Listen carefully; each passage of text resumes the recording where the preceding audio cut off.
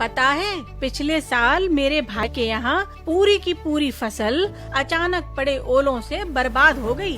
अरे फिर तो बड़ा नुकसान हुआ होगा, जिंदगी तो रुक सी गई होगी उनकी। नहीं भाई, वहाँ के किसानों ने प्रधानमंत्री फसल बीमा करा रखा था, इसलिए बीमा की रकम ने बचा लिया। हाँ विवेक भैया, पर आपको कैसे पता?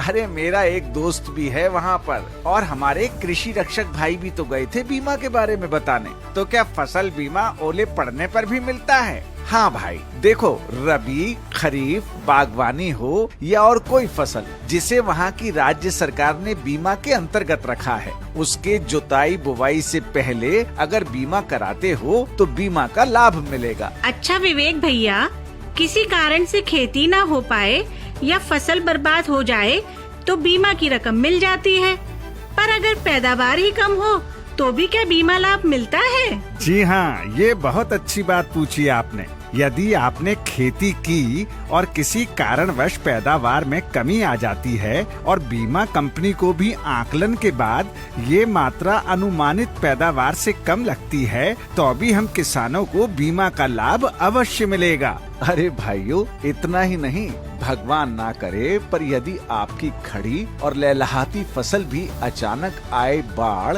सूखे या बिजली गिरने से लगने वाली आग, ओला या कीड़ों के कारण बर्बाद हो जाए तो भी बीमा की रकम आपको मिलेगी। ये तो बड़ी अच्छी और राहत की बात है भैया।